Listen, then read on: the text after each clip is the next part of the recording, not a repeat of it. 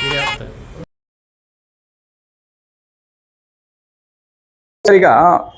ಬ್ರಾಹ್ಮಣ ಸಂಸ್ಥೆಗಳು, ಬ್ರಾಹ್ಮಣರು, ಹಣಕಾಸು ಸಂಸ್ಥೆಗಳು, ಯಾಕೆಂತಂದರೆ ಇತ್ತೀಚಿನ ದಿನಗಳಲ್ಲಿ ನಾವು ವಿನ್ವಿಂಗ್ ಶಾಸ್ತ್ರಿ ಪ್ರಕರಣದ ನಂತರ ಗುರುರಾಘವೇಂದ್ರ ಇರ್ಬೋದು, ವಸಿಷ್ಠ ಇರ್ಬೋದು, ಹಲವಾರು ಕೋಆಪರೇಟಿವ್ ಸೊಸೈಟಿಗಳು, ಗುರುರಾಘವೇಂದ್ರದ ಮೈನ್ ಎಫೆಕ್ಟ್ ಆದರೆ ಅದರ ಸೈಡ್ ಎಫೆಕ್ಟ್ ಆಗಿ ಹಲವಾರು ಕೋಆಪರೇಟಿವ್ ಸೊಸೈಟಿಗಳು ಇವತ್ತು ನಡೀತಾ ಇಲ್ಲ.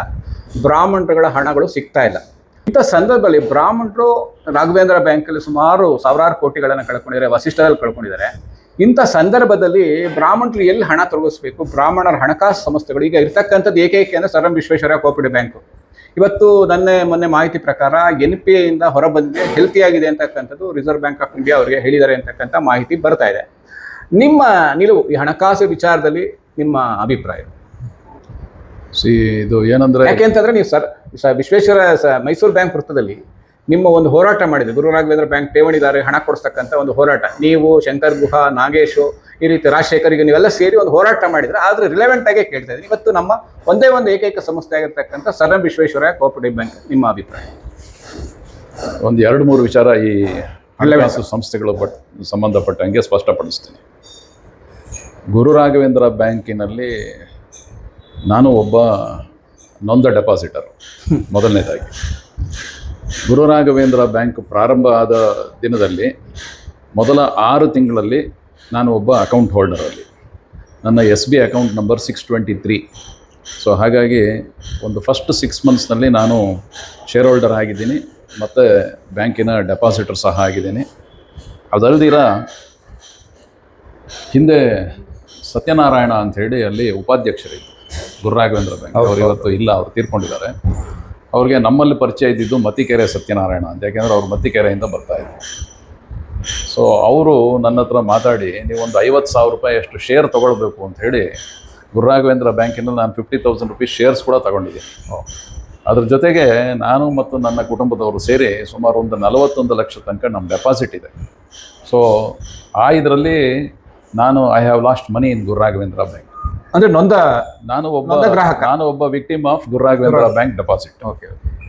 ಆದರೆ ದೈವಾನುಕೂಲ ನನಗೆ ಮತ್ತು ನನ್ನ ಕುಟುಂಬದವರ ಮೇಲೆ ಇರೋದರಿಂದ ಕಳೆದ ಬಾರಿ ಚುನಾವಣೆಯಲ್ಲಿ ಇದು ಒಂದು ದೊಡ್ಡ ಚರ್ಚೆಗೆ ಆಸ್ಪದ ಆಗಿದೆ. ಹೋರಾಟಗಳು ಎಲ್ಲವೂ ನಡೀತಿತ್ತು. ನಾನು ಒಬ್ಬ ವಿಕ್ಟಿಮ್ ಆಗಿದ್ದರಿಂದ ಎಲ್ಲೆಲ್ಲಿ ಈ ಹೋರಾಟದಲ್ಲಿ ತೊಡಗಿಸ್ಕೊಂಡಿದ್ದೆ. ಆದರೂ ಎಲೆಕ್ಷನ್ ಬೇರೆ ಮತ್ತು ಇದೇ ಬೇರೆ. ಅದನ್ನು ಎಲೆಕ್ಷನ್ನಲ್ಲಿ ಇದನ್ನು ನಾನು ಯಾವತ್ತೂ ಕೂಡ ಇದನ್ನು ಒಂದು ಇಶ್ಯೂ ಆಗಿ ತಗೊಳ್ಳಿಲ್ಲ. ಅದರ ಜೊತೆಯಲ್ಲಿ ಈ ಯಾರಿಗೆ ಸಪೋರ್ಟ್ ಮಾಡಬೇಕು ಅವ್ರಿಗೆಲ್ಲ ನಾನು ಖಂಡಿತವಾಗಲೂ ನಿಮ್ಮ ಹಣ ಕಳ್ಕೊಂಡಿದ್ದೀರಾ, ನಿಮ್ಗೆ ಅನುಕೂಲ ಆಗಬೇಕು ಅಂಥೇಳಿ ಅವ್ರಿಗೇನು ಬೇಕೋ ಆ ಸಪೋರ್ಟ್ ನಾನು ಮಾಡಿದ್ದೆ. ಅವ್ರ ಹೋರಾಟಗಳಲ್ಲಿ ಕೂಡ ನಾನು ಭಾಗವಹಿಸಿದ್ದೆ. ಇದರ ಇಂಪಾರ್ಟೆಂಟ್ ಏನು ಅಂತ ಹೇಳಿದ್ರೆ, ನನಗೆ 5 ಲಕ್ಷ ರೂಪಾಯಿ ಇನ್ಶೂರೆನ್ಸ್ ಹಣ ಬರುತ್ತೆ ಮತ್ತು ನನ್ನ ಹೆಂಡತಿಗೆ 5 ಲಕ್ಷ ರೂಪಾಯಿ ಹಣ ಬರಬೇಕು ಅಂಥೇಳಿ ಒಟ್ಟು 10 ಲಕ್ಷ ರೂಪಾಯಿ ನಮ್ಮ ಈ ಡೆಪಾಸಿಟ್ನಲ್ಲಿ ಬರುತ್ತೆ ಅಂತ ಗ್ಯಾರಂಟಿ ಇದ್ದಿದ್ದರಿಂದ ಕಳೆದ ಬಾರಿ ಚುನಾವಣೆಯಲ್ಲೇ ನಾನು ಹೇಳಿದ್ದೆ, ಅನೇಕ ಬ್ರಾಹ್ಮಣರು ಹಣ ಕಳ್ಕೊಂಡಿರೋದ್ರಿಂದ ನಮಗೆ ಬರುವಂಥ ಇನ್ಶೂರೆನ್ಸ್ ಅಮೌಂಟ್ ಏನಿದೆ ಅದನ್ನು ಖಂಡಿತವಾಗ್ಲೂ ಈ ತೊಂದರೆಗೆ ಒಳಗಾದಂಥ ಬ್ರಾಹ್ಮಣರಿಗೆ ಇದನ್ನು ಸದ್ವಿನಿಯೋಗ ಆಗಬೇಕು ಅಂಥೇಳಿ ನಾನು ಅನೌನ್ಸ್ ಮಾಡಿದ್ದೆ. ಕಳೆದ ಚುನಾವಣೆ ಮುಗಿದ ನಂತರದ 15 ದಿನಗಳಲ್ಲಿ ನನಗೆ ಬಂದಂಥ 5 ಲಕ್ಷ ರೂಪಾಯಿನ ನಾನು ಎಲ್ಲ ಡೆಪಾಸಿಟರ್ಸ್ಗೆ ಅವತ್ತೇ ಒಂದು 20-25 ಜನಕ್ಕೆ ನಾನು ವಿತರಣೆ ಮಾಡಿಬಿಟ್ಟಿದ್ದೀನಿ. ಒಂದು ದೊಡ್ಡ ಕಾರ್ಯಕ್ರಮ ಮಾಡೇ ವಿತರಣೆ ಮಾಡಿದ್ದೀವಿ. ಓಕೆ. ಆದರೆ ಇವತ್ತವರೆಗೆ ನನ್ನ ವೈಫ್ಗಿನ್ನೂ ಬಂದಿಲ್ಲ. ಅದು ಯಾವುದೋ ಟೈಮ್ನಲ್ಲಿ ಕ್ಲೈಮ್ ಮಾಡಬೇಕಾಗಿತ್ತು, ಕ್ಲೈಮ್ ಮಾಡಲಿಲ್ಲ ಅಂದರೆ ಮೀರಿದೆ ಕೊಡಲ್ಲ ಅಂತ ಹೇಳಿ. ಇದು ನನಗಿದು ಅರ್ಥವಾಗದೇ ಇದ್ದು, every depositor is entitle for 5 lakhs, he or she should get it. ಅದಕ್ಕೆ ಟೈಮ್ ಬೌಂಡ್ ಇರೋ ಹಾಗೆ ಇಲ್ಲ. ಹಾಗೆ ಅದು ಯಾಕೆ ಇನ್ನೂ ಕೊಡಲಿಲ್ವೋ ಗೊತ್ತಿಲ್ಲ. ಅದು ಕೊಟ್ಟರೆ ಅಲ್ಲಿ ಇವತ್ತು ಯಾರು ತೊಂದರೆಯಲ್ಲಿದ್ದಾರೆ ಆ 5 ಲಕ್ಷ ರೂಪಾಯಿ ಅವ್ರಿಗೆ ಕೊಡ್ತೀನಿ ಅನ್ನೋದೊಂದು ಭರವಸೆ ಕೊಡ್ತೀನಿ. ಇದು ಮೊದಲನೇದು. ಎರಡನೇದು, ಈ ಗುರು ರಾಘವೇಂದ್ರ ಬ್ಯಾಂಕು ಮತ್ತು ವಸಿಷ್ಠ ಬ್ಯಾಂಕಲ್ಲಿ ಯಾರೆಲ್ಲ ಹಣ ಕಳ್ಕೊಂಡಿದ್ದಾರೆ ಅವರ ಜೊತೆಯಲ್ಲಿ ನಿಲ್ಲಬೇಕಾದ್ದು ನಮ್ಮ ಧರ್ಮ. ಯಾಕೆಂದರೆ ನಮ್ಮ ಬ್ರಾಹ್ಮಣ ಸಮಾಜದವರು ಹಣ ಕಳ್ಕೊಂಡಿದ್ದಾರೆ. ಈ ಹಣ ಕಳ್ಕೊಂಡ್ರವ್ರ ಜೊತೆಗೆ ನಾವು ಸಾಂತ್ವನ ಹೇಳಬೇಕು, ಸಮಾಧಾನ ಹೇಳಬೇಕು, ಅವ್ರ ಜೊತೆಗೆ ನಿಲ್ಲಲೇಬೇಕು. ಖಂಡಿತವಾಗ್ಲೂ ಇದು ನನ್ನ ನಿಲುವು. ಇದು ಒಂದು. ಇನ್ನು ವಿಶ್ವೇಶ್ವರಯ್ಯ ಕೋಆಪರೇಟಿವ್ ಬ್ಯಾಂಕ್ಗೆ ಸಂಬಂಧಪಟ್ಟಂಗೆ ಹೇಳಬೇಕಾದ್ರೆ 1978ನೇ ಇಸ್ವಿನಲ್ಲಿ ವಿಶ್ವೇಶ್ವರಯ್ಯ ಬ್ಯಾಂಕ್ ಏನು ಪ್ರಾರಂಭ ಆಯಿತು, ಇದು ಪ್ರಾರಂಭ ಆಗಿದ್ದು ಬಡಗನಾಡು ಸಂಘ ಶೇಷಾದ್ರಿಪುರಂ ಕಚೇರಿ ಆವರಣದಲ್ಲಿ. ಅವತ್ತಿಗೆ ನಾನಿನ್ನೂ ಸೆಕೆಂಡ್ PUC ಇದ್ದೆ ಅನಿಸುತ್ತೆ. ಅವತ್ತಿಗೆ ನನ್ನ ತಂದೆ ನನ್ನನ್ನು ಕರ್ಕೊಂಡೋಗಿ ನನ್ನನ್ನು ಮತ್ತು ನನ್ನ ಬ್ರದರ್ ಇನ್ ಲಾ ಇಬ್ಬರನ್ನು ನನ್ನ ತಂದೆಯವರು ವಿಶ್ವೇಶ್ವರಯ್ಯ ಬ್ಯಾಂಕ್ನಲ್ಲಿ ನನ್ನನ್ನು ಸದಸ್ಯರನ್ನಾಗಿ ಮಾಡಿಸಿದರು. First day opening of Visvesvaraya ಬ್ಯಾಂಕ್ನಲ್ಲಿ ನಾನು ಮೆಂಬರ್ ಆಗಿದ್ದೀನಿ, ಫೌಂಡರ್ ಮೆಂಬರ್. ನಂದು 897. ಹಾಗಾಗಿ ಈ ಮೊನ್ನೆ ನಡೆದಂಥ ಚುನಾವಣೆಯಲ್ಲಿ ಕೆಲವರು ಹರಿಬಿಟ್ಟಿದ್ರು. ರಘುನಾಥ್ ಅವರು ಆಯ್ಕೆ ಆಗಿ ಬಂದರೆ ವಿಶ್ವೇಶ್ವರಯ್ಯ ಬ್ಯಾಂಕನ್ನ ಮುಳುಗಿಸ್ಬಿಡ್ತಾರೆ, ಡೆಪಾಸಿಟ್ಗಳನ್ನೆಲ್ಲ ವಾಪಸ್ ತೊಗೊಂಡ್ಬಿಡಿ ಅಂತ ಹೇಳ್ತಾರೆ ಅನ್ನೋಂಥ ಆರೋಪಗಳು ಮಾಡಿದರು. ಈ ಕುಚೋದ್ಯಗಳು ನಡೀತವೆ, ಇದಕ್ಕೇನು ಕಡಿಮೆ ಏನಿಲ್ಲ. ಆದರೆ ಅವ್ರಿಗೆ ಗೊತ್ತಿಲ್ಲ, ನಾನು I am one of the first founder member of Visvesvaraya cooperative bank. My membership number is 897. ಇದು ಅವ್ರಿಗೆ ಗೊತ್ತಿಲ್ಲ. ಹಾಗಾಗಿ ಇದನ್ನು ಹೇಳ್ತಾರೆ. ಈ ದೃಷ್ಟಿಯಲ್ಲಿ ನಾನು ಫೌಂಡರ್ ಮೆಂಬರ್ ಆಗಿ ಆ ಬ್ಯಾಂಕನ್ನು ಮುಳುಗಿಸ್ಬೇಕು ಅಂತ ಆಲೋಚನೆ ಯಾರಲ್ಲಿದೆ, ಅದು ಅವ್ರಿಗೆ ಹಾಸ್ಯಾಸ್ಪದ ಅದು. ಹಾಗಾಗಲಿ ಇವತ್ತೇನು ಈ ವಿಶ್ವೇಶ್ವರಯ್ಯ ಕೋಆಪರೇಟಿವ್ ಬ್ಯಾಂಕ್ ಇದೆ, ಆ ಬ್ಯಾಂಕು ಇವತ್ತು NP ಇಂದ ಹೊರಗಡೆ ಬಂದಿದೆ ಅಂತ ತಾವು ಈಗ ತಾನೇ ಏನು ಹೇಳಿದ್ದೀರಾ, ಅದರ ಸತ್ಯಾಸತ್ಯತೆ ನನಗೆ ಗೊತ್ತಿಲ್ಲ. ಆದರೆ ಈ ಬ್ಯಾಂಕು ಚೆನ್ನಾಗಿ ನಡೀಲಿ, ಅಭಿವೃದ್ಧಿ ಆಗಲಿ, ಅಲ್ಲಿರೋ ಎಲ್ಲ ಡೆಪಾಸಿಟರ್ಸ್ಗೆ ಶುಭವಾಗಲಿ ಅಂತ ಹೇಳಲಿಕ್ಕೆ ಇಷ್ಟಪಡ್ತೀನಿ. ಸರ್, ಈಗ ಹಿಂದೆ ಎಲ್ಲ ಅಧ್ಯಕ್ಷರು 3 ವರ್ಷದ ಅವಧಿಗೆ ಆಯ್ಕೆ ಆಗ್ತಾಯಿದ್ರು. ನಿಮಗೆ ಒಂದು 5 ವರ್ಷ ಅಂತಕ್ಕಂಥ ಒಂದು ಗೋಲ್ಡನ್ 5 ಇಯರ್ಸ್ ನಿಮಗೆ ಆಯ್ಕೆಯಾಗಿ ಪ್ರಜಾಪ್ರಭುತ್ವದಲ್ಲಿ ಆಯ್ಕೆಯಾಗಿದ್ದೀರಾ. ಪೂರ್ಣ ಬಹುಮತವನ್ನು ಪಡ್ಕೊಂಡು ನೀವು ಆಯ್ಕೆಯಾಗಿದ್ದೀರಾ. ಇವತ್ತು ನಿಮ್ಮ ಒಂದು 5 ವರ್ಷ, ಯಾಕೆಂದರೆ ಕೆಲವರು ಸುಮ್ಮನೆ ರಾಜಕೀಯ ಪಕ್ಷದ ಪ್ರಣಾಳಿಕೆ ಹೇಳ್ತಾರೆ ಇರುತ್ತೆ, ಇದೆಲ್ಲ ಮಾಡಿಬಿಡ್ತೀನಿ 5 ವರ್ಷದಲ್ಲಿ ಅಂತಾರೆ. ಆದರೆ ನಿಮ್ಮ ಪ್ರಣಾಳಿಕೆಗಳನ್ನು ನೋಡ್ತಾ ಇದ್ದರೆ ಅಚೀವಬಲ್ಲ, ಗೋಲ್ ರೀಚ್ ಮಾಡೋಕ್ಕಾಗುತ್ತಾ ಅಂತಕ್ಕಂಥ, ಯಾಕೆ ನೀವು 100 crores ತರ್ತೀನಿ ಅಂತಕ್ಕಂಥ ಒಂದು ದೊಡ್ಡ ಒಂದು ಮೆಸೇಜನ್ನು ಸಮಾಜಕ್ಕೆ ಕೊಡ್ತಾ ಇದ್ದೀರಾ. ಈ ಕೊಡೋ ದೃಷ್ಟಿನಲ್ಲಿ ಹಿಂದೆ ಹಲವಾರು ಜನ ಅವ್ರವ್ರ ಪ್ರಯತ್ನ ಮಾಡಿದ್ದಾರೆ, ಅವರವರ ಕಾಲಗತಿ ಸ್ಥಿತಿಗತಿಗಳ ಅನುಕೂಲವಾಗಿ ಅವರವರ ಟಾರ್ಗೆಟನ್ನು ಅಚೀವ್ ಮಾಡಿದ್ದಾರೆ. ಯಾಕೆಂದರೆ ಇವತ್ತಿನ ಕಾಲನೇ ಬೇರೆ, ಒಂದು 25 ವರ್ಷ ಹಿಂದಿನ ಕಾಲ ಬೇರೆ ಇರುತ್ತೆ. ನಿಮ್ಮ ಈ 5 ವರ್ಷದ ಒಂದು ಬ್ಲೂ ಪ್ರಿಂಟ್ ಏನು ಅಂದ್ಕೊಂಡಿದ್ರೆ, ಏನು ಮಾಡೋಕ್ಕೆ ಸಾಧ್ಯತೆ ಇದೆ? ಈಗ ಕಳೆದ ಬಾರಿ ಚುನಾವಣೆಯಲ್ಲಿ ಕೂಡ ನಾವೊಂದು ಪ್ರಣಾಳಿಕೆ ಬಿಡುಗಡೆ ಮಾಡಿದ್ವಿ. ಈ ಬಾರಿ ಕೂಡ ಚುನಾವಣೆಯಲ್ಲಿ ಒಂದು ಪ್ರಣಾಳಿಕೆ ಬಿಡುಗಡೆ ಮಾಡಿದ್ದೀವಿ. ಇದರಲ್ಲಿ ನಾವು ಅಚೀವಬಲ್ ಆಬ್ಜೆಕ್ಟಿವ್ಸ್ ಅಂತಲೇ ಇಟ್ಕೊಂಡು ನಾವು ಮಾಡಿರುವಂಥದ್ದು. ಫಸ್ಟ್ ಇಯರಲ್ಲಿ ಏನು ಮಾಡ್ತೀವಿ, ಸೆಕೆಂಡ್ ಇಯರಲ್ಲಿ ಏನು ಮಾಡ್ತೀವಿ, ಥರ್ಡ್ ಇಯರಲ್ಲಿ ಏನು ಮಾಡ್ತೀವಿ, 5 years over A period of time. ಮೊದಲು ಆಗಬಹುದಾಗಿದ್ದನ್ನೆಲ್ಲವನ್ನು ಫಸ್ಟ್ ಇಯರಲ್ಲೇ ಮಾಡಿ ಮುಗಿಸ್ಬಿಡ್ಬೇಕು ಅನ್ನೋದು ಮೊದಲನೇದು. ಶಾರ್ಟ್ ಟರ್ಮ್ ಏನೇನೆಲ್ಲ ಮಾಡ್ಬೋದು ಅದನ್ನು ಮಾಡಿಬಿಡ್ಬೋದು. ಈ ಕನ್ಸ್ಟ್ರಕ್ಷನ್ ಆ್ಯಕ್ಟಿವಿಟೀಸು ಇದೆಲ್ಲವೂ 6 ತಿಂಗಳಲ್ಲಿ ಮುಗಿಯುವಂಥದ್ದಲ್ಲ. ಆದರೆ ಇದನ್ನು ಶುರು ಮಾಡಿದ್ರೆ ಇದು ಮುಗಿಬೇಕಾದ್ರೆ 2-3 ವರ್ಷ ಆಗುವಂಥದ್ದು. ಲಾಂಗ್ ಟರ್ಮ್ ಇದನ್ನು ಕೂಡ ಮಾಡಬೇಕು ಅನ್ನೋದು. ಸೊ ಹೀಗೆ ಒಂದು ಏನು ಸುವರ್ಣ ಭವನ ಅಂಥೇಳಿ ಕಟ್ಟಬೇಕು ಅಂತ ಶಿಲಾನ್ಯಾಸ ಆಗಿದೆ, ಅದನ್ನು ಖಂಡಿತವಾಗಲೂ ಈ 5 ವರ್ಷದಲ್ಲಿ ಮಾಡಬೇಕು ಅನ್ನೋದು ಒಂದು ಪ್ಲ್ಯಾನ್ ಇದೆ. ಅದಕ್ಕೆ ಇಷ್ಟರಲ್ಲೇ ಕೂತ್ಕೊಂಡು ವರ್ಕೌಟ್ ಮಾಡಿ ಅದಕ್ಕೆ ಫಂಡ್ಸ್ ಯಾವ ಥರ ತರಬೇಕು, ಹೇಗೆ ಮಾಡಬೇಕು, ಮತ್ತು ಕೆಲಸ ಎಲ್ಲಿ ಶುರು ಮಾಡಬೇಕು, ಕೆಲಸ ಶುರು ಮಾಡಿದ ಕೂಡಲೇ ಅದು ಮುಗಿಸೋದು ಹೇಗೆ ಅನ್ನೋದು ಒಂದು ಬ್ಲೂ ಪ್ರಿಂಟ್ ಹಾಕಿ ಕೆಲಸ ಕೈ ಹಾಕಬೇಕು ಅಂತಿದ್ದೀವಿ. ಈ ಆಗಬೇಕಾಗಿರೋದು ಅಂದರೆ ಮೊದಲನೇದು ಈ ಮೆಂಬರ್ಶಿಪ್ ಡ್ರೈವನ್ನು ಹೆಚ್ಚಿಸಬೇಕು. ಈ ಚುನಾವಣೆ ಆದ ನಂತರ ಎಲ್ಲರಲ್ಲೂ ಒಂದು ಅನಿಸಿದೆ, ನಾನು ಕೂಡ ಮೆಂಬರ್ ಆಗಬೇಕು ಅನ್ನೋದು ಎಲ್ಲರೂ ತುಂಬ ಉತ್ಸಾಹ ಬಂದಿದೆ. ಅವರುಗಳ ಉತ್ಸಾಹನ ಇವತ್ತೇನಿದೆ ಈ ಒಂದು 3 ತಿಂಗಳಲ್ಲಿ ಎನ್ಕ್ಯಾಶ್ ಮಾಡ್ಕೊಂಡ್ಬಿಡ್ಬೇಕು. ಯಾಕಂದರೆ ಅವರು ರೆಡಿ ಇದ್ದಾರೆ, ಹೀಟ್ ಕಡಿಮೆ ಆಗೋಗುತ್ತೆ. ಅವರೆಲ್ಲರೂ ಇವತ್ತು ರೆಡಿ ಆಗಿರೋದ್ರಿಂದ ಜಿಲ್ಲಾ ಮಟ್ಟದಲ್ಲಿ ಎಲ್ಲರ ಜೊತೆನೂ ಚರ್ಚೆ ಮಾಡಿ ಎಲ್ಲರನ್ನೂ ಮಾತಾಡಿಸಿ ಅವ್ರವ್ರಿಗೆ ಕೆಲವ್ರಿಗೆಲ್ಲ ಇವತ್ತು ನಮ್ಮ ಜೊತೆಯಲ್ಲಿ ಇವತ್ತು ಸುಮಾರು 39 ಜಿಲ್ಲಾ ಪ್ರತಿನಿಧಿಗಳು ಆಯ್ಕೆಯಾಗಿ ಬಂದಿದ್ದಾರೆ. ಅವರೆಲ್ಲರಿಗೂ ಕೂಡ ಮಾತಾಡಿಸಿ ಅವ್ರಿಗೆ ನೇರ ಜವಾಬ್ದಾರಿ ಕೊಟ್ಟು ನೀವು ಮೆಂಬರ್ಶಿಪ್ಪನ್ನು ಸದಸ್ಯತ್ವವನ್ನು ಹೆಚ್ಚಿಸಬೇಕು, ಟಾರ್ಗೆಟ್ ಓರಿಯೆಂಟ್ ಕೊಟ್ಟು ಮೆಂಬರ್ಶಿಪ್ಪನ್ನು ಹೆಚ್ಚಿಸಬೇಕು ಅನ್ನೋದು ಒಂದು. ಎರಡನೇದು, ಈ 100 crores ಕಾರ್ಪಸ್ ಫಂಡ್ ಅನ್ನೋದನ್ನು ಏನು ಮಾಡಿದ್ದೀವಿ, ಇದು ಯಾಕೆ ಬೇಕು ಅಂತ ಹೇಳಿದ್ರೆ ನೋಡಿ, ಈ 15 ಡೇಸಲ್ಲಿ ಇವತ್ತಿಗೆ 15 ದಿನ ಆಗಿದೆ, ನಮಗೆ 1825 ವರ್ಕಿಂಗ್ ಡೇ ಇದೆ 5 ವರ್ಷದಲ್ಲಿ. 365 × 5 1825 ವರ್ಕಿಂಗ್ ಡೇಸ್ ಇದೆ. ಅದರಲ್ಲಿ 15 ಡೇಸ್ ಕಳೆದೋಗಿದೆ ಆಗಲೇ, ಇನ್ನಿರೋದೇ 1810 ಡೇಸ್. ಈ 1810 ಡೇಸ್ನಲ್ಲಿ ನಾವು ಈ 100 crore ಕಲೆಕ್ಟ್ ಮಾಡಬೇಕು ಅನ್ನೋದಿದೆ. ಇದರ ಯೋಜನೆ ಏನು ಅಂತ ಹೇಳಿದ್ರೆ 10,000 ಸ್ಥಿತಿಗತಿ ಇರತಕ್ಕಂಥ ಬ್ರಾಹ್ಮಣರನ್ನ, ಫಿಲ್ತಿ ರಿಚ್ ಫ್ಯಾಮಿಲಿನ ಟಚ್ ಮಾಡುವಂಥ, ಫಿಲ್ತಿ ರಿಚ್ ಅಂತ ಇಲ್ಲ, ಸ್ಥಿತಿಗತಿಯಲ್ಲಿ ಇರತಕ್ಕಂಥ ಇಂಪ್ರೂವ್ ಆಗಿರುವಂಥವ್ರು, ಮಧ್ಯಮ ವರ್ಗಕ್ಕಿಂತ ಮೇಲ್ಪಟ್ಟವ್ರು, ಮಧ್ಯಮ ವರ್ಗ, ಅವ್ರುಗಳನ್ನೆಲ್ಲ ಸಂಪರ್ಕಿಸಿ ಅವ್ರಗಳ ಜೊತೆ ಮಾತಾಡಿ ಅವ್ರುಗಳಿಗೆ ಈ ಕಾನ್ಸೆಪ್ಟನ್ನು ಎಕ್ಸ್ಪ್ಲೈನ್ ಮಾಡಿ ಒಂದು 10,000 ಜನ ಇಡೀ ರಾಜ್ಯದಲ್ಲಿ ಪಟ್ಟಿ ಮಾಡಿ ಅವರ ಮುಖಾಂತರವಾಗಿ 1 ಲಕ್ಷ ರೂಪಾಯಿ ತೊಗೊಂಡು ಅಂದರೆ ನಮ್ಮ 100 crore ಕಾರ್ಪಸ್ ಫಂಡ್ ಬೆಳೆಯುತ್ತೆ. ಈ ಕಾರ್ಪಸ್ ಫಂಡನ್ನು ಯಾವುದೇ ಕಾರಣಕ್ಕೆ ಟಚ್ ಮಾಡೋ ಹಂಗಿಲ್ಲ. ಈ deposit will be safely locked. ಅದಕ್ಕೆ ನಮ್ಮ ಬೈಲಾಗಳನ್ನೆಲ್ಲ ನಾವು ಸೂಟಬಲ್ ಆಗಿ ಅಮೆಂಡ್ಮೆಂಟ್ ಯಾಕೆ ಅಂದರೆ ಈ 100 ಕೋಟಿ ತನಕ ನಾವೇನು ಸಂಗ್ರಹ ಮಾಡ್ತೀವಿ ಅದಕ್ಕೆ 1 ಲಕ್ಷ ರೂಪಾಯಿ ಯಾರು ಕಾಂಟ್ರಿಬ್ಯೂಟ್ ಮಾಡ್ತಾರೆ ಅವರಲ್ಲಿ ಒಂದು ಪ್ರಶ್ನೆ ಇರುತ್ತೆ, ಏನಪ್ಪ ನಾವು ಕೊಟ್ಟಿದ್ದು ಅಮೌಂಟು ಸೇಫ್ ಆಗಿರುತ್ತಾ ಅಂತ ಒಂದು ಪ್ರಶ್ನೆ ಇರುತ್ತೆ. ಇಲ್ಲಿ ಕ್ರೆಡಿಬಿಲಿಟಿ ಪ್ರಶ್ನೆ ಇರೋದ್ರಿಂದ ನಾವು ಬೈಲಾ ಅಮೆಂಡ್ಮೆಂಟ್ ಮಾಡಿಬಿಟ್ಟು ಈ ಬೈಲಾದಲ್ಲಿ ಇಂಥ ಕಾರ್ಪಸ್ ಫಂಡ್ ಮಾಡ್ತೀವಿ.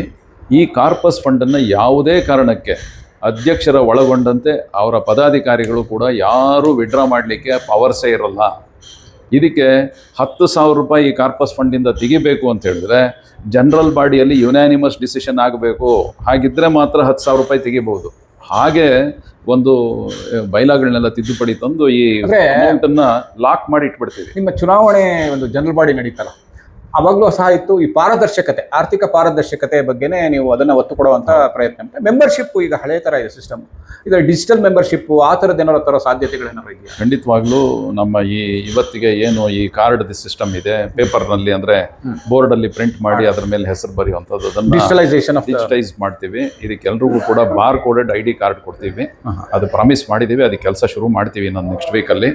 ಒಂದು ಬ್ಯಾಂಕಲ್ಲಿ KYC ಸಿಸ್ಟಮ್ ಅಂತ ಏನು ಮಾಡ್ತಾರೆ ಸೇಮ್ ಹಾಗೆ ಅದೇ ರೀತಿಯಲ್ಲಿ ನಮ್ಮ ಎಲ್ಲ ಸದಸ್ಯರನ್ನ ಸಂಪರ್ಕಿಸಿ KYC ಅಂದರೆ ಆಧಾರ್ ಕಾರ್ಡನ್ನು ತೊಗೊಂಡು ಆ ಆಧಾರ್ ಕಾರ್ಡಿನ ಆಧಾರದ ಮೇಲೆ ನಾವು ಇವತ್ತು ಎಲ್ರಿಗೂ ಕೂಡ bar coded digitised ID card ಕೊಡುವಂಥ ಕೆಲಸ ಶುರು ಮಾಡ್ತಾ ಇದ್ದೀವಿ. ಹೀಗೆ ಒಂದಷ್ಟು ಮಾಡಿದ್ರೆ ನಮ್ಮ 100 ಕೋಟಿಯಷ್ಟು ಹಣ ಆದರೆ ಇದಕ್ಕೆ ಒಂದು 8% ಮ್ಯಾಕ್ಸಿಮಮ್ 8% ನಮಗೆ ಇಂಟ್ರೆಸ್ಟ್ ಬಂದರೆ ವಾರ್ಷಿಕ 8 ಕೋಟಿ ನಮ್ಮಲ್ಲಿ ಆದಾಯ ಆದರೆ, ಇದರಲ್ಲಿ ನಮ್ಮ ಹತ್ರ ಬರ್ತಾ ಇರೋರು ಹೆಲ್ತ್ ಇಶ್ಯೂಸ್ ಇಟ್ಕೊಂಡು ಬರ್ತಾ ಇದ್ದಾರೆ. ನಾನು ಲಾಸ್ಟ್ 15 ಡೇಸಲ್ಲಿ ನೋಡಿರೋದು ಎಜುಕೇಷನ್ ರಿಲೇಟೆಡ್ ಸಮಸ್ಯೆಗಳು ಇಟ್ಕೊಂಡು ಬರ್ತಾ ಇದ್ದಾರೆ. ಹಾಗಾಗಿ ನಾವು ಹೇಗಾದರೂ ಮಾಡಿ ಎಜುಕೇಷನ್ಗೆ ಅನುಕೂಲ ಮಾಡಿಕೊಡಬೇಕು, ಹೆಲ್ತ್ ಸಮಸ್ಯೆ ಇರೋರಿಗೆ ಅನುಕೂಲ ಮಾಡಿಕೊಡಬೇಕು ಅನ್ನೋ ಕಾನ್ಸೆಪ್ಟ್ಗೋಸ್ಕರ ಈ ಒಂದು ಕಾರ್ಪಸ್ ಫಂಡನ್ನು ರೈಸ್ ಮಾಡಬೇಕು ಅನ್ನೋದು ಉದ್ದೇಶ ಇಟ್ಕೊಂಡು ಮಾಡ್ತಾ ಇದ್ದೀವಿ. ಅದರ ಜೊತೆಯಲ್ಲಿ ಅಖಿಲ ಕರ್ನಾಟಕ ಬ್ರಾಹ್ಮಣ ಮಹಾಸಭಾ ಶಕ್ತಿಯುತವಾಗಿದೆ ಅಂತ ಹೇಳಿದ್ರೆ ಒಂದಷ್ಟು ಕಡೆ ರಾಜ್ಯದ ಬೇರೆ ಬೇರೆ ಜಾಗಗಳನ್ನು ತೆಗೆದಿಡಬೇಕು ಅನ್ನೋದು ಒಂದಿದೆ. ಲ್ಯಾಂಡ್ ಬ್ಯಾಂಕ್ ಅಂತ ಹೇಳ್ತಾರೆ, ಲ್ಯಾಂಡ್ ಬ್ಯಾಂಕ್ ಒಂದಷ್ಟು ಕಡೆ ಬೇಕೇ ಬೇಕು. ಅದರ ಜೊತೆಯಲ್ಲಿ ನಮಗೆ ನಮ್ಮದೇ ಆದ ಒಂದು ವಿದ್ಯಾಸಂಸ್ಥೆಗಳೆಲ್ಲ ಇದೆಲ್ಲವನ್ನು ಪ್ರಾರಂಭ ಮಾಡಲಿಕ್ಕೆ ನಮ್ಗೆ ಅನುಕೂಲ ಆಗುತ್ತೆ. ಹಾಗಾಗಿ ಕಾರ್ಪಸ್ ಫಂಡ್ ಬೇಕು ಅಂಥೇಳಿ ನಾವು ಒಂದು ಯೋಜನೆ ಹಾಕಿದ್ದೀವಿ. ಇವತ್ತು ಮೊದಲನೇ ದಿನ ನಾನು ಏನು ಜವಾಬ್ದಾರಿ ಸ್ವೀಕಾರ ಮಾಡಿದೆ 16ನೇ ತಾರೀಕಿನ ದಿನ, 13ನೇ ತಾರೀಕು ಚುನಾವಣೆ ಆಯಿತು, 16ನೇ ತಾರೀಕು ಜವಾಬ್ದಾರಿ ತೊಗೊಂಡಿದ್ದ ದಿನಾನೇ ಅವತ್ತಿನ ದಿನಾನೇ ಸುಮಾರು 40 ಲಕ್ಷ ನಾವು ಹಣ ಕೊಡ್ತೀವಿ ಅಂತ ಘೋಷಣೆ ಆಗಿದ್ದಲ್ದಿರ ಸುಮಾರು 30 ಲಕ್ಷ ಹಣ ಬಂದಿದೆ. ಅವತ್ತೇ ಚೆಕ್ಗಳು ಬಂದ್ಬಿಟ್ಟಿದೆ. ಬ್ಯಾಂಕಲ್ಲಿ ಹೊಸ ಕಾರ್ಪಸ್ ಫಂಡ್ ಅಕೌಂಟ್ ಅಂತ ಓಪನ್ ಮಾಡಿ ಅದರಲ್ಲಾಗಲೇ ನಾವು ಬ್ಯಾಂಕ್ಗೆ ಡೆಪಾಸಿಟ್ ಮಾಡಿದ್ದೀವಿ 30 ಲ್ಯಾಕ್ಸ್ ತನಕ. ಇದು ಒಂದು ಯಾವುದೇ ಕಾರಣಕ್ಕೆ ನಾವು ಕ್ಯಾಶ್ ಕೂಡ ಯಾರ ಹತ್ರನೂ ತಗೊಳ್ಳೋದಿಲ್ಲ. No cash transaction. ಖಂಡಿತವಾಗ್ಲು ಮೆಂಬರ್ಶಿಪ್ ಮೆಂಬರ್ಶಿಪ್ಗೆ ಸಂಬಂಧಪಟ್ಟಂಗೆ ಮಾತ್ರ ನೀವು ಕ್ಯಾಶ್. ಟ್ರಾನ್ಸ್ಪರೆನ್ಸಿ, ಕ್ಯಾಶ್ಲೆಸ್, ಡಿಜಿಟಲೈಸೇಷನ್ ಅಂದ್ರೆ 100% ಎಲ್ಲ ಒಂದು ಕಾರ್ಪೊರೇಟ್ ಜಗತ್ತಿನ ಸೃಷ್ಟಿಯಾಗುವ ಸಾಧ್ಯತೆ 100% ಆಟೋಮೇಷನ್ ಮಾಡ್ತೀವಿ. ಎಲ್ಲ ಇದರಲ್ಲೂ 100% ಆಟೋಮೇಷನ್. ಮತ್ತೆ ಈಗ ಹಿಂದಿನ ನಾನು ಅಧ್ಯಕ್ಷರು ಎಲ್ಲ ಕಡೆ ನೋಡಿದಾಗ ಬಣಗಳ ಬಡದಾಟಗಳಿತ್ತು. ಅಂದ್ರೆ ಸೋತವ್ರನ್ನ ಯಾರು ಒಳಗಡೆ ತಗೊಳ್ಳಲ್ಲ, ಈ ಥರದ್ದೆಲ್ಲ ನಡೀತಾ ಇತ್ತು. ನಿಮ್ಮ ಈ ಒಂದು ಸಂಪುಟದಲ್ಲಿ ಅಂದ್ರೆ ನಿಮ್ಮ ಸಚಿವ ಸಂಪುಟ ಬರುತ್ತಲ್ಲ, ಜಂಬೋ ಜೆಟ್ ಆಗ 100 ಜನ 150 ಜನ ವೈಸ್ ಪ್ರೆಸಿಡೆಂಟ್ಗಳು ಸ್ಟೇಜಲ್ಲಿ ಕೂತ್ಕೊಳ್ಳೋಕೆ ಆಗ್ತಾ ಇರಲಿಲ್ಲ. ಅವರು ಒಂದು ವಾರ ಆಗಿಲ್ಲ ಅವ್ರನ್ನ ವೈಸ್ ಪ್ರೆಸಿಡೆಂಟ್ ಮಾಡ್ತಾ ಇದ್ರು. ಇವತ್ತು ನಿಮ್ಮಲ್ಲಿ ಮೆರಿಟ್ ಆಧಾರಿತ ಸ್ಥಾನಮಾನಗಳಿಗೆ ಕೊಡ್ತೀರಾ ಅಥವಾ ಇದು ಏನು ಮ್ಯಾನೇಜ್ಮೆಂಟ್ ಕೋಟಾದ ಅಡಿ ಅಂತ ಹೇಳ್ತಾರಲ್ಲ ಆ ರೀತಿಯ ಸ್ಥಾನಮಾನಗಳನ್ನ ಕೊಡ್ತೀರಾ ಅಂತ ಕೆಲವು ಮಾತುಗಳು ಹರಿದಾಡ್ತಿರೋದ್ರಿಂದ ಅದಕ್ಕೆ ನಿಮ್ಗೆ ಕ್ಲಾರಿಫಿಕೇಶನ್ ಹೇಳ್ತಾರೆ. ಇಲ್ಲಿ ಮ್ಯಾನೇಜ್ಮೆಂಟ್ ಕೋಟಾ ಅನ್ನೋದು ಇಲ್ವೋ ಇಲ್ಲ, ಮತ್ತು ಪೇಮೆಂಟ್ ಕೋಟಾ ಅನ್ನೋದು ಇಲ್ವೋ ಇಲ್ಲ. ಹಿಂದೆ ನಾನು ಕೇಳ್ಪಟ್ಟಿದ್ದೀನಿ, ಒಂದಷ್ಟು ನಡೆದಿತ್ತಂತೆ. ಯಾರು 1 ಲಕ್ಷ ರೂಪಾಯಿ ಕೊಡ್ತಾರೆ AKBMSಗೆ ಅವ್ರನ್ನ ವೈಸ್ ಪ್ರೆಸಿಡೆಂಟ್ ಮಾಡ್ತಾರೆ ಅಂತ, ಅಥವಾ ಇನ್ಯಾರೋ ಏನೋ 1,50,000 ರೂಪಾಯಿ ಕೊಟ್ಟರೆ ಅವ್ರನ್ನ ಸಂಘಟನಾ ಕಾರ್ಯದರ್ಶಿ ಮಾಡ್ತಿದ್ರು. ಇದು ಹಿಂದೆ ಪೇಮೆಂಟ್ ಸಿಸ್ಟಮ್ ಇತ್ತು ಅಂತ ಹೇಳ್ತಾರೆ. ಅದು ಎಷ್ಟು ಸತ್ಯವೋ ನನಗೆ ಗೊತ್ತಿಲ್ಲ. ಆದರೆ ಹಾಗಾಗಿ ಅದ್ರ ಬಗ್ಗೆ ನಾನು ಮಾತಾಡ್ಲಿಕ್ಕೆ ಹೋಗಲ್ಲ. ಆದರೆ ಇದು ಒಂದು ಮಾತ್ರ ಸತ್ಯ, ಇವತ್ತು ಬೈಲಾನಲ್ಲಿ 25 ಜನ ಉಪಾಧ್ಯಕ್ಷರು, 25 ಜನ ಸಂಘಟನಾ ಕಾರ್ಯದರ್ಶಿಗಳು, 25 ಜನ ಜಾಯಿಂಟ್ ಸೆಕ್ರೆಟರೀಸ್, ಆಫೀಸ್ ಬೇರರ್ಸ್ ಅಂತ ಏನು ಮಾಡಿದ್ದಾರೆ. Total strength of the executive committee is 250. ಅದರಲ್ಲಿ 75 ಅಂತ ಏನು ಮಾಡಿದ್ದಾರೆ, ಇದು ಸಾಲೋದಿಲ್ಲ. ಯಾಕೆ ಅಂತ ರಾಜ್ಯವ್ಯಾಪಿ ತೊಗೊಂಡಾಗ ನಮಗೆ ಸುಮಾರು 33 ಜಿಲ್ಲೆ ಮತ್ತು ಅಲ್ಲಿರ್ತಕ್ಕಂಥ ಹಿರಿಯರನ್ನ ಎಲ್ಲರನ್ನೂ ಪರಿಗಣಿಸಿ ನಾವು ಜವಾಬ್ದಾರಿ ಕೊಡಬೇಕಾದ್ರೆ ನೀವೆಲ್ಲರೂ ಸಿಂಪ್ಲಿ ಮೆಂಬರ್ ಅಂತ ಹೇಳಿದ್ರೆ ಯಾರು ಅಷ್ಟೊಂದು ಸೀರಿಯಸ್ ಆಗಿ ವಹಿಸಲ್ಲ. ಹಾಗಾಗಿ ಅಖಿಲ ಕರ್ನಾಟಕ ಬ್ರಾಹ್ಮಣ ಮಹಾಸಭಾದ ಬೈಲಾಗೆ ಮುಂದಿನ ದಿನಗಳಲ್ಲಿ ಇನ್ನೊಂದು 6 ತಿಂಗಳಲ್ಲಿ ನಾವು ಸಾಕಷ್ಟು ಬದಲಾವಣೆಗಳು ತರೋರಿದ್ದೀವಿ. ಮತ್ತು ಹೆಚ್ಚಿನ ಉಪಾಧ್ಯಕ್ಷರನ್ನ ಮತ್ತು ಹೆಚ್ಚಿನ ಸಂಘಟನಾ ಕಾರ್ಯದರ್ಶಿಗಳನ್ನ, ಹೆಚ್ಚಿನ ಬೇರೆ ಬೇರೆ ಜವಾಬ್ದಾರಿಯವ್ರನ್ನ ನೇಮಕ ಮಾಡಲೇಬೇಕಾಗತ್ತೆ. ಇದೊಂದು ಖಂಡಿತವಾಗ್ಲೂ ನೀವೇನು ಶಬ್ದ ಉಪಯೋಗಿಸ್ತೀರಿ, ಜಂಬೋ ಜೆಟ್ ಆಗೇ ಆಗುತ್ತೆ. ಅದು ತಪ್ಸೋಕ್ಕೆ ಸಾಧ್ಯ ಇಲ್ಲ. ಹಿಂದೇನೂ ನಡ್ಕೊಂಬಂದಿದೆ. ನಾವು ಬಂದೇನೋ ಈ ವಿಚಾರಗಳಲ್ಲಿ ಕ್ರಿಯಾಶೀಲ ವ್ಯಕ್ತಿಗಳನ್ನ ಇನ್ವಾಲ್ವ್ ಮಾಡ್ಕೊಳ್ಳೋ ಒಂದು ಪ್ರಕ್ರಿಯೆ. ಯಾಕಂದ್ರೆ ಸುಮ್ಮನೆ ಟೈಮ್ ಪಾಸ್ ಬಂದು ಹೋಗುವಂತ ವ್ಯಕ್ತಿಗಳು ತುಂಬಾ ಜನ ನಾವು ನೋಡಿದ್ವಿ. ವಿಸಿಟಿಂಗ್ ಕಾರ್ಡ್ ಮಾಡಿಸ್ಕೊಂಡು ವಿಧಾನಸೌಧ ಸುತ್ತುವಂತ ಕೆಲವರು ವ್ಯಕ್ತಿಗಳನ್ನ ನಾನು ತುಂಬಾ ಕಣ್ಣಾರೆ ನೋಡಿರೋದ್ರಿಂದ ನಿಮ್ಮ ಒಂದು ಸಚಿವ ಸಂಪುಟದಲ್ಲಿ ಕ್ರಿಯಾಶೀಲ ಪಾರದರ್ಶಕ ವ್ಯಕ್ತಿಗಳಿಗೆ ನೀವು ಅವಕಾಶಗಳನ್ನು ಕೊಡ್ತೀರಾ ಅಂತ. ಖಂಡಿತವಾಗ್ಲೂ ಕೆಲಸ ಮಾಡೋರಿಗೆ ಅವಕಾಶ ಇದೆ. ಯಾರು ಈ ಬ್ರಾಹ್ಮಣ ಮಹಾಸಭಾ ಒಂದು ಬೈಲಾ ಪ್ರಕಾರ ಮತ್ತು ಬೈಲಾದಲ್ಲಿರ್ತಕ್ಕಂಥ ಆಬ್ಜೆಕ್ಟಿವ್ಸು ಮತ್ತು ನಮ್ಮ ಪ್ರಣಾಳಿಕೆಯಲ್ಲಿ ಇರ್ತಕ್ಕಂಥ ಆಬ್ಜೆಕ್ಟಿವ್ಸ್ನ ಅಚೀವ್ ಮಾಡಲಿಕ್ಕೆ ಮುಂದೆ ಬರ್ತಾರೆ, ಅವ್ರಿಗೆಲ್ರಿಗೂ ಕೂಡ ಜವಾಬ್ದಾರಿ ಕೊಡಬೇಕು ಅಂತಿದ್ದೀವಿ. ನಮ್ಮಲ್ಲಿ ಯಾವುದೇ ರೀತಿಯಾದ ಈ ಮ್ಯಾನೇಜ್ಮೆಂಟ್ ಕೋಟಾ ಮತ್ತು ಪೇಮೆಂಟ್ ಕೋಟಾ ಅನ್ನೋದಿಲ್ಲ. ಯಾರೋ ಇತ್ತೀಚೆಗೆ ಏನೋ ಹಾಕಿದ್ದಾರೆ ಅಂತ ತಾವೇನು ಇದು ಹೇಳಿದ್ರಿ, ಅದು ಯಾವುದು ಕೂಡ ನಮ್ಮಲ್ಲಿ ಇಲ್ಲ, ಅಂಥ ಸಿಸ್ಟಮ್ಮೇ ಇಲ್ಲ. ಕೆಲಸ ಮಾಡೋರಿಗೆ ಜವಾಬ್ದಾರಿ ಕೊಡ್ತೀವಿ. ಕೆಲಸ ಮಾಡಬೇಕು, ಎಲ್ಲರೂ ಸೇರಿ ಒಟ್ಟಾಗಿ ಕೆಲಸ ಮಾಡಬೇಕು ಅನ್ನೋದು ಇದೆ ನಮ್ಮದು. ಮತ್ತು ನಮ್ಮ ಆಬ್ಜೆಕ್ಟಿವ್ಸ್ನ ಅಚೀವ್ ಮಾಡಬೇಕು. 5 ವರ್ಷದಲ್ಲಿ ನಾವು ಸಾಧಿಸಬೇಕಾಗಿದೆ, ಸಾಧಿಸ್ತು ಅಂತ ಕೆಲಸ. ಜಿಲ್ಲಾ ಪ್ರತಿನಿಧಿಗಳು ಆಯ್ಕೆ ಆಗಿದ್ದಾರೆ, 29 ಕಡೆ ಎಲ್ಲ ಆಯ್ಕೆ ಆಗಿದ್ದಾರೆ. ಅವರ ಕರ್ತವ್ಯ ಜವಾಬ್ದಾರಿಗಳ ಬಗ್ಗೆ ಏನಾದ್ರು ಸೂಕ್ಷ್ಮವಾಗಿ ಹೇಳಕ್ಕೆ ಇಷ್ಟಪಡ್ತೀರಾ? ಇದು ಮೊದಲನೇ ಬಾರಿಗೆ ಪ್ರಯೋಗಾತ್ಮಕವಾಗಿ ಮೊದಲನೇ ಬಾರಿಗೆ ಅಧ್ಯಕ್ಷರ ಜೊತೆಯಲ್ಲಿ ಜಿಲ್ಲಾ ಪ್ರತಿನಿಧಿಗಳ ಆಯ್ಕೆಯನ್ನು ಬದಲಾವಣೆನ ಕಳೆದ ಬೈಲಾಗೆ ಅಮೆಂಡ್ಮೆಂಟ್ ತಂದಿರೋದ್ರಿಂದ ಅದು ಒಂದು ಪ್ರಯೋಗ ಆಗಿದೆ. ಈ 39 ಜನ ಜಿಲ್ಲಾ ಪ್ರತಿನಿಧಿಗಳು ಆಯ್ಕೆ ಆಗಿದ್ದಾರೆ. ಅವ್ರಿಗೆಲ್ರಿಗೂ ಕೂಡ ನಾನು ಅಭಿನಂದನೆಯನ್ನು ತಿಳಿಸ್ತಾ ಇದ್ದೀನಿ. ಇಷ್ಟರಲ್ಲೇ ಅವ್ರಗಳ ಒಂದು ಸಭೆ ಕರೀತಾ ಇದ್ದೀವಿ. ಅವ್ರಿಗೂ ಕೂಡ ಜವಾಬ್ದಾರಿ ಹಂಚಿಕೆ ಆಗಬೇಕಾಗಿದೆ. ಅವ್ರಿಗೆಲ್ರಿಗೂ ಕೂಡ ನಾವು ಜವಾಬ್ದಾರಿ ಹಂಚಿಕೆ ಮಾಡಿ ನಂತರದಲ್ಲಿ ಅವ್ರ ಜೊತೆ ಸಭೆ ಮಾಡಬೇಕು. ಇದರಲ್ಲೂ ಕೂಡ ಒಂದು ಸಮಸ್ಯೆ ಇದೆ. ಏನಂತ ಹೇಳಿದ್ರೆ 39 ಜಿಲ್ಲಾ ಪ್ರತಿನಿಧಿಗಳು ಆಯ್ಕೆ ಆಗಿದ್ದಾರೆ. ಆದರೆ ಬೈಲಾ ಪ್ರಕಾರ ಅವ್ರಿಗೆ 27 ಜನಕ್ಕೆ ಮಾತ್ರ ಅವಕಾಶ ಕೊಡಬೇಕಾಗಿದೆ. ಇನ್ನು 12 ಜನ ಹೊರಗಡೆ ಇಡಬೇಕು. ಹಾಗಾಗಿ ಇವೆಲ್ಲ ಸಮಸ್ಯೆಗಳಿದೆ. ಹಾಗಾಗಿ ಬೈಲಾನ ಸ್ವಲ್ಪ ತಿದ್ದುಪಡಿ ಮಾಡ್ಕೊಳ್ಬೇಕಾಗತ್ತೆ. ಇದೆಲ್ಲವೂ ಮುಂದಿನ ದಿನಗಳಲ್ಲಿ ಮಾಡ್ತೀವಿ ನಾವು. ಮತ್ತು ಈ ಜಿಲ್ಲಾ ಪ್ರತಿನಿಧಿಗಳ ಜೊತೆ ವಿಶೇಷವಾದ ಸಭೆ ಮಾಡಿ ಅವ್ರ ಜೊತೆ ಚರ್ಚಿಸಿ ಅವ್ರಿಗೆಲ್ಲ ಜವಾಬ್ದಾರಿ ಕೊಟ್ಟು ಆ ಮುಖಾಂತರವಾಗಿ ಸಂಘಟನೆನ ಬಲಪಡಿಸುವಂಥ ಕೆಲಸ ಮಾಡ್ತೀವಿ. ಸರ್, ತುಂಬ ಹಲವಾರು ವಿಚಾರಗಳನ್ನು ಬೆಳಕು ಚೆಲ್ಲಿದ್ದಾರೆ. ಯಾಕೆಂದರೆ ಕೆಲವು ಕಾಂಟ್ರವರ್ಸಿಗಳಿರ್ಬೋದು, ಕೆಲವು ನೇರ ಮಾತುಗಳಿರ್ಬೋದು, ಎಲ್ಲ ವಿಚಾರಕ್ಕೂ ಸ್ಪಷ್ಟವಾದಂಥ ಸ್ಥಿತಪ್ರಜ್ಞವಾದಂಥ ಒಂದು ವಿಚಾರವನ್ನು ನಮ್ಮ ವೀಕ್ಷಕರಿಗೆ, ಜನಮತ ವಾಹಿನಿ ವೀಕ್ಷಕರಿಗೆ ನೀವು ಕೊಟ್ಟಿರ್ತಕ್ಕಂಥದ್ದು. ಮತ್ತು ನಿಮ್ಮ ಈ ಒಂದು 5 ವರ್ಷದ ಅವಧಿ ಒಂದು ಸುವರ್ಣ ಯುಗವಾಗಿ ಪರಿವರ್ತನೆ ಆಗಲಿ ನಿಮ್ಮ ರಘುನಾಥ್. ಯಾಕೆಂದರೆ ಅಯೋಧ್ಯೆಯಲ್ಲಿ ಶ್ರೀರಾಮಚಂದ್ರ ರಘುನಾಥ್ ಅಲ್ಲಿ ಪ್ರತಿಷ್ಠಾಪನೆ ಆಗಿದ್ದಾರೆ. ಗಾಯತ್ರಿ ಭವನದಲ್ಲಿ ನಮ್ಮ ರಘುನಾಥ್ ಜಿ ಅವರು ಪ್ರತಿಷ್ಠಾಪನೆ ಆಗಿರ್ತಕ್ಕಂಥ ಈ ಸುವರ್ಣ ಸಂದರ್ಭದಲ್ಲಿ ನಿಮ್ಮ ಒಂದು ಕಾಲಘಟ್ಟದಲ್ಲಿ ಹಲವಾರು ಬದಲಾವಣೆಗಳು ಮೈಲಿಗಲ್ಲಾಗಲಿ ಅಂತ ನಾನು ಹಾರೈಸಿ ಜನಮತದ ಪರವಾಗಿ ನಿಮಗೆ ಧನ್ಯವಾದವನ್ನು ಸಲ್ಲಿಸ್ತೇನೆ. ನಮಸ್ಕಾರ. ತಮಗೂ ಕೂಡ ವಾಹಿನಿಗೆ ಮತ್ತು ವೀಕ್ಷಕರಿಗೆ ಮತ್ತು ನಮ್ಮ ಎಲ್ಲ ಅಖಿಲ ಕರ್ನಾಟಕ ಬ್ರಾಹ್ಮಣ ಮಹಾಸಭಾ ಸದಸ್ಯರಿಗೆ ಎಲ್ಲರಿಗೂ ಅನಂತ ಧನ್ಯವಾದಗಳು. ನಮಸ್ಕಾರ.